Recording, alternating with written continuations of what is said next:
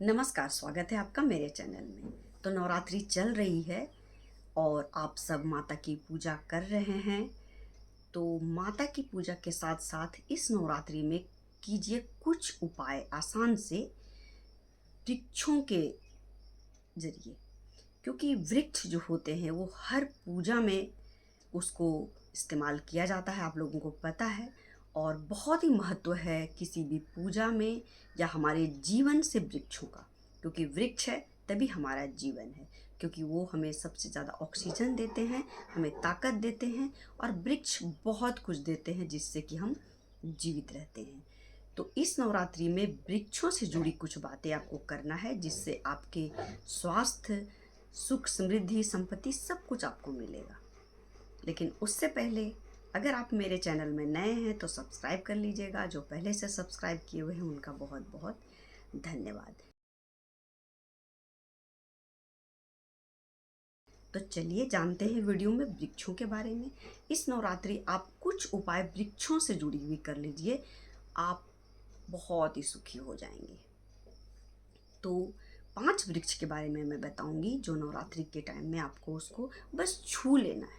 अगर आप कुछ नहीं कर पाए तो छू लेना है। और एक वृक्ष के बारे में मैं एक महा उपाय बताऊंगी, अगर वो आप कर लिए तो आप हो जाएंगे माला माल, आपकी हर मनोकामना हो जाएगी पूरी, हर परेशानी आपकी हो जाएगी दूर। तो वीडियो के अंत में वो मैं आपको उपाय बताऊंगी, तो पूरा वीडियो ज़रूर देखिएगा। तो चलिए वो कौन से 5 वृक्ष हैं वो मैं आपको बताने जा रही हूँ। पहला, समी का वृक्ष।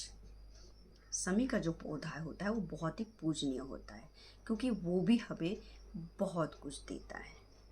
तो आप अगर समी का पौधा आपके घर में नहीं है तो इन दोनों आप समी का पौधा लगा लीजिए और नवरात्रि के दौरान उनकी पूजा कर लीजिए। उनमें आप सिंदूर चढ़ाइए उनके जड़ों में और अपने में सिंदूर लगा लीजिए उससे। ये बहुत अच्छा उपाय है, इसको करने से आपके यहाँ सुख समृद्धि और आप सौभाग्यवती बने रहेंगे। दूसरा पौधा है बेलपत्र। आप सब जानते होंगे बेलपत्र को, जो शंकर भगवान को चढ़ाया जाता है और शिव शंकर खुश होते हैं। शिव शंकर क्यों खुश होते हैं उससे, ये मैं पहले वीडियो में बता चुकी हूँ, लेकिन आज भी आपको मैं बता दे रही हूँ कि माँ भी खुश होती हैं बेलपत्र से। आपको जो बेलपत्र होता है, जो 3 पत्तों वाला होता है, उसमें जय माता दी लिखकर माता को चढ़ा देना है। आपको पता है कि बेलपत्र कैसे बना था? जब माता पार्वती तपस्या कर रही थी तो उनके पसीने से निकलकर बेलपत्र बना था, बेल का पेड़ बना था। तो बेल का पत्ता खाने से स्वास्थ्य भी बहुत ठीक रहता है। अगर आप डेली बेल का पत्ता खाएंगे और बेल खाएंगे तो आप निरोग बने रहेंगे। इसलिए मैं पहले ही कही कि ये वृक्ष ही हैं जो हमें जीवन जीने का हर कुछ देते हैं, हमें जीवन दान देते हैं। ये वृक्षों से ही सब कुछ मिलता है हमें। तो आप बेलपत्र का पौधा अगर आपके यहाँ पेड़ है तो बहुत अच्छी बात है, नहीं तो आप कहीं से भी लाके उसको माता को चढ़ा दे, और नहीं तो केवल छू कर प्रणाम कर ले, वो भी काफ़ी है। तो तीसरा वृक्ष है पारिजात का वृक्ष। ये समुद्र मंथन से निकला था और देवराज इंद्र के यहाँ ये था, लेकिन एक बार श्री कृष्ण को जरूरत हुआ तो वो पारिजात का वृक्ष को पृथ्वी पर लाए थे।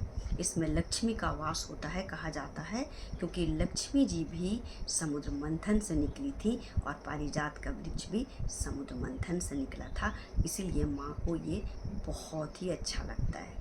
तो आप पारिजात का अगर पेड़ है आपके यहाँ तो आप उसको भी छू लें और प्रणाम कर लें, उसमें जल डालें और उसकी पूजा अर्चना कर लें। कहा जाता है कि पारिजात का जो पौधा है, पेड़ है, उसे छू लेने से हमें ताकत मिलती है और सारी थकान मिट जाती है। तो नवरात्रि के दिनों में जब हम व्रत रखते हैं तो हमें उससे शक्ति चाहिए होती है, तो आप पारिजात के पौधे को छू आइए शाम के समय में, और उसमें शाम में आप दिया जला दीजिए और शक्ति मांगिए तो आपको शक्ति मिल जाएगी।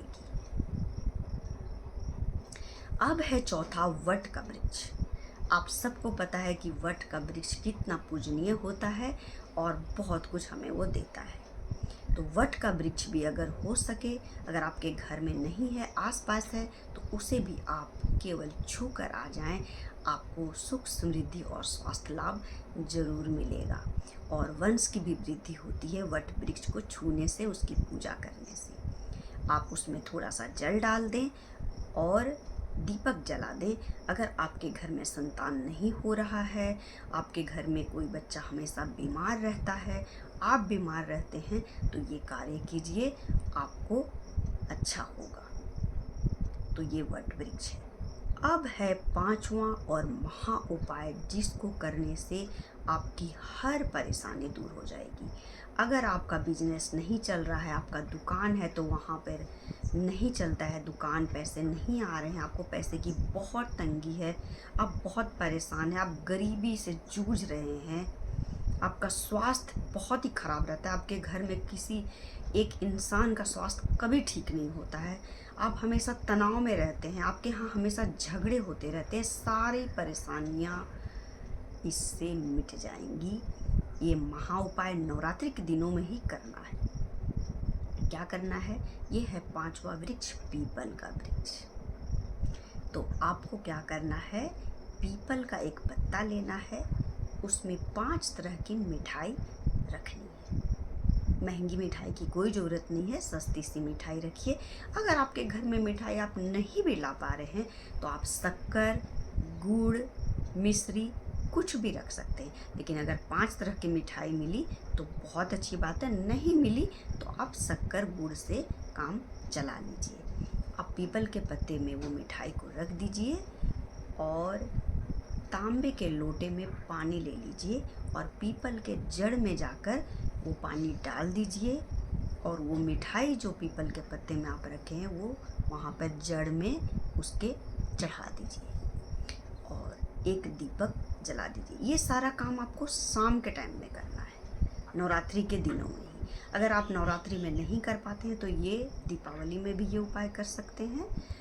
और लेकिन अभी नवरात्रि चल रहा है, इसलिए मैं आपको ये बता रही हूँ कि नवरात्रि में अगर हो सके तो ये आप उपाय कर लीजिए। ये शाम के टाइम में करना है, दिन में बिल्कुल नहीं करना है, शाम में करना है। तो आप ये महा उपाय करके देखिए, आपके घर की सारी परेशानियाँ दूर हो जाएंगी।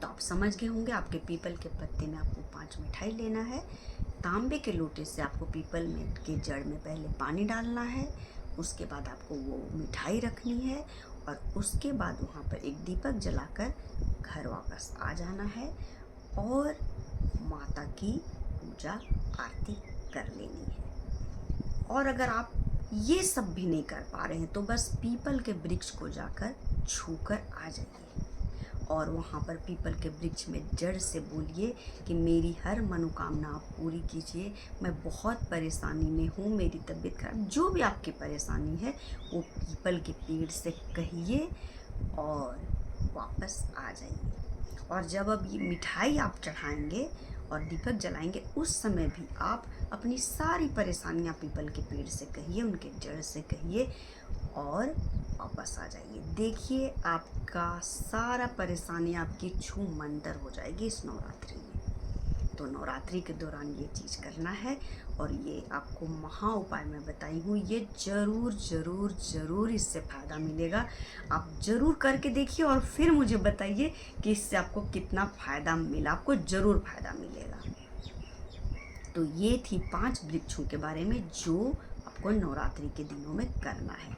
अगर कुछ नहीं कर पाए और जो आपको वृक्ष मिला उसे बस छू कर प्रणाम कर लीजिए, तो आपको देखिए बहुत फ़ायदा होगा। और ये महा उपाय तो करके देखिए आप, अगर उससे आपको फ़ायदा मिला तो आप मुझे ज़रूर बताइएगा।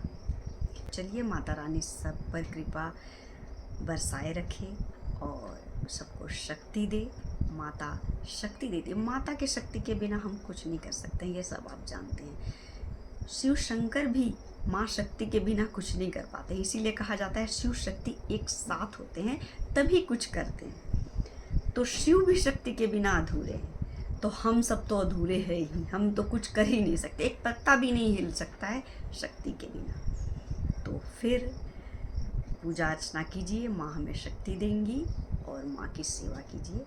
तो फिर मिलते हैं अगले वीडियो में और अच्छी बातों के साथ, तब तक के लिए धन्यवाद।